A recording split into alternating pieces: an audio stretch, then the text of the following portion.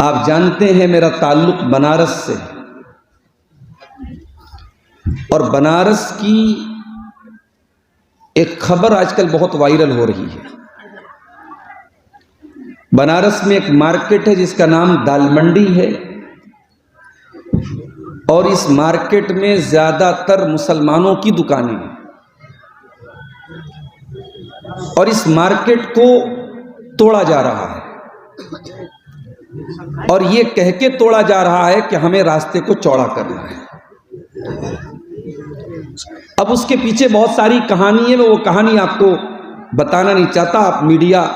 پر آپ کی نظر ہے، آپ جانتے ہیں، بہت ساری چیزوں کو سمجھتے ہیں۔ میں ایک دن دال منڈی کے پاس سے گزر رہا تھا، میری اہلیہ بھی میرے ساتھ میں تھی، بائک سے ہم لوگ جا رہے تھے، تو میں نے دیکھا کہ پرشاسن کے لوگ دال منڈی کو توڑ رہے ہیں، اور بہت سارے لوگ کیمرے سے ویڈیو بنا رہے ہیں اور ہنس رہے ہیں۔ ظاہر ہے جس کا گھر ٹوٹ رہا ہے، جس کی دکان ٹوٹ رہی ہے، جس کی روزی روٹی برباد ہو رہی ہے، وہ تو رو رہا ہے، لیکن اس کا تماشا دیکھنے والے، اس پر خوش ہونے والے مزہ لے رہے ہیں اور ویڈیو بنا رہے ہیں، اور باقاعدہ سوشل میڈیا پہ ڈال کے خوش بھی ہو رہے ہیں کہ دیکھو بھائی ان کی دکانیں ٹوٹ رہی ہیں۔ تو میں نے ایک چھوٹی سی نظم لکھی ہے، ایک غزل کہہ لیجئے، غزل لکھی ہے، جس میں میں نے ان حالات کا نقشہ کھینچا ہے۔ میں چاہتا ہوں کہ وہ غزل آپ کے سامنے پیش کروں، پھر میں اپنی بات کو آگے بڑھاتا ہوں۔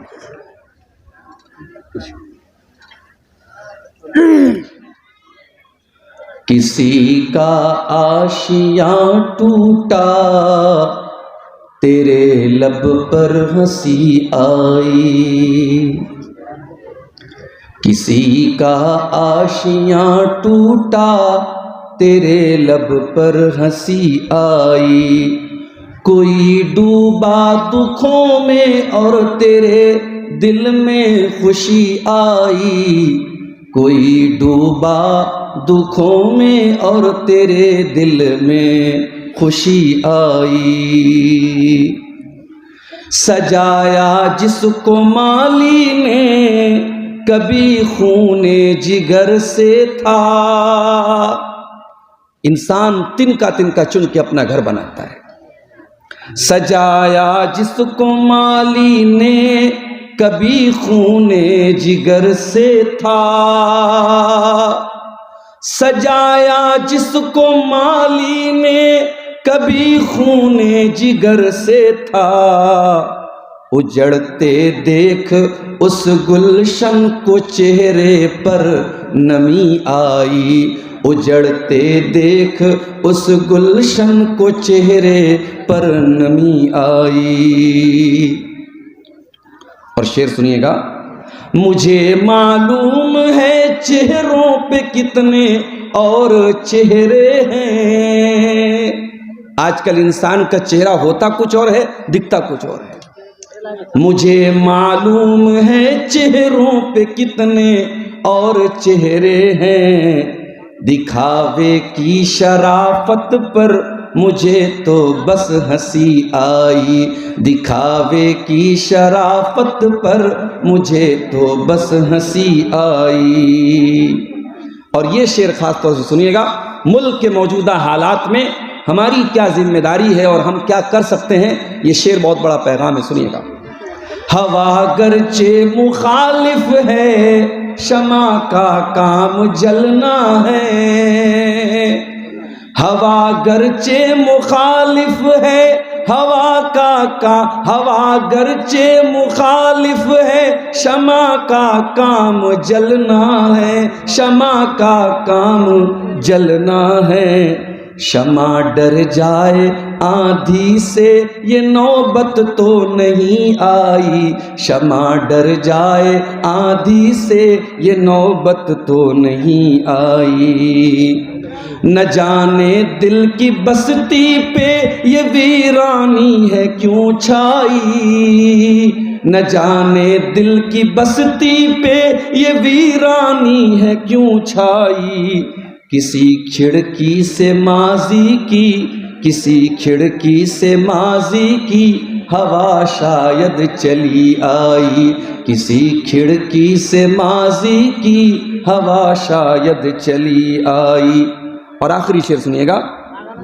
مسلمانوں کی بے فکری بھی ایک طرفہ تماشا ہے،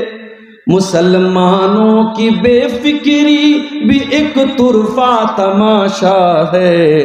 نہ جاگے عیش و عشرت سے نہ غفلت میں کمی آئی، نہ جاگے عیش و عشرت سے نہ غفلت میں کمی آئی، کسی کا آشیاں ٹوٹا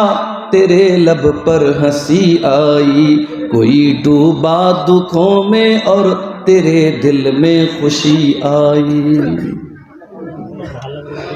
محترم حضرات، یہ میرے لیے بڑی خوشی کی بات ہے،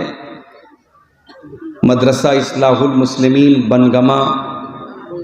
ضلع ارریہ کا یہ ادارہ جو اس علاقے کے بہت قدیم اداروں میں سے ایک ادارہ ہے، اور جیسا کہ مجھے بتایا گیا کہ اس علاقے میں یہ ان چند اداروں میں سے ایک ہے جہاں جاگیر کا سسٹم نہیں ہے، بلکہ طلباء کے لیے باقاعدہ کھانا بنتا ہے، اور 200 پلس کتنے بچے ہیں یہاں پہ؟ 200 پلس بچوں کے لیے ڈیلی یہاں مطبخ کا انتظام ہے، کھانا بنتا ہے۔ میں سمجھتا ہوں اس علاقے کے اعتبار سے یہ بہت بڑی بات ہے، اور ادارے کے ذمہ دار، ادارے کے جو بھی چلانے والے ہیں، جو سنچالک ہیں، وہ قابل مبارکباد ہیں، اور ہم سب کو اس طریقے کے ادارے جہاں سے ہر سال بچے حفظ کر کے نکل رہے ہیں، عربی کی تعلیم حاصل کر رہے ہیں، اور جو علاقے کی ایک بہت اہم ضرورت کو پورا کر رہا ہے، ایسے اداروں کا ہم سب کو تعاون کرنا چاہیے۔ اور آپ جانتے ہیں کہ اس علاقے کا جو رواج ہے کہ مدرسے کی طرف سے سال میں جلسہ ہوتا ہے، اور اسی جلسے میں مدرسے کے لوگ تعاون کرتے ہیں۔ میں آپ سب سے اپیل کرتا ہوں، مجھ سے پہلے بنگال سے جو عالم دین آئے تھے، انہوں نے اپنی بنگلہ زبان میں جو تقریر کی، اس میں بھی انہوں نے کلیکشن کیا، چندے کی اپیل کی۔ میں بھی آپ سب سے اپیل کرتا ہوں، گزارش کرتا ہوں، ماؤں بہنوں سے بھی، مردوں سے بھی، آپ حضرات اس مدرسے کے لیے دل کھول کر کے تعاون کریں، اپنے پیسوں کے ذریعے، اپنے زیورات کے ذریعے، نقد نہ ہو تو آپ اسکینر لے کر کے فون پے وغیرہ کے ذریعے پیمنٹ کریں، لیکن اس طریقے کے اداروں کو ضرور چلائیں میرے پیارے ساتھیوں۔ حالات بہت نازک ہیں، اور اس طریقے کے مدرسے اور ادارے اگر بند ہو گئے تو ہماری جو رہی صحیح دینی بیداری ہے، اور دین کو لے کر کے جو تھوڑی بہت ہمارے سماج میں جو شعور ہے، جو بیداری ہے، جو آپ کہہ سکتے ہیں جاگرکتا ہے، وہ ختم ہو جائے گی۔ اس لیے اس طریقے کے اداروں کا ضرور تعاون کریں۔ میرے بھائیوں، میں نے آپ کے سامنے خطبہ مسنونہ کے بعد قرآن کریم کی 2 آیتیں پڑھی ہیں۔ ایک آیت قرآن کے 14ویں پارے کی ہے، سورہ نحل کی، اور ایک آیت قرآن کے 15ویں پارے کی ہے، سورہ کہف کی۔ کل جمعہ کا دن ہے، سورہ کہف آپ پڑھیں گے تو وہ آیت بھی آپ پڑھیں گے۔ میں چاہتا ہوں کہ بات کو آگے بڑھانے سے پہلے ان دونوں آیتوں کا ترجمہ، ان کا ٹرانسلیشن، ان کا انواد کر دوں، ان کی ویاکھیا کر دوں، ان کو سمجھا دوں، پھر بات کو آگے بڑھاتا ہوں۔ وَاللَّهُ جَعَلَ لَكُم مِّنْ أَنفُسِكُمْ أَزْوَاجًا، اللہ تعالیٰ نے تمہارے لیے تمہارے ہی نفس میں سے تمہاری بیویوں کو بنایا۔ تم انسان ہو، تم مرد ہو، اللہ تعالیٰ نے تمہارے لیے عورت کو بنایا، تمہاری بیوی کو بنایا۔ اس دنیا میں اگر مرد اکیلا ہے تو بہت بڑی نعمت سے محروم ہے۔ جو کنوارے بھائی ہمارے ہیں وہ اس درد کو بہت اچھی طریقے سے سمجھ سکتے ہیں۔ اللہ تعالیٰ نے بنایا ہے مرد کو عورت کے لیے۔ آدم علیہ السلام جنت میں تھے، ساری نعمتیں ان کے پاس تھیں، لیکن ان کو اللہ تعالیٰ نے جب حوا کو بنایا تب جا کر کے ان کا جیون کمپلیٹ ہوا، ان کی زندگی مکمل ہوئی۔ جب تک حوا نہیں آئی تھی ان کی زندگی مکمل نہیں ہوئی۔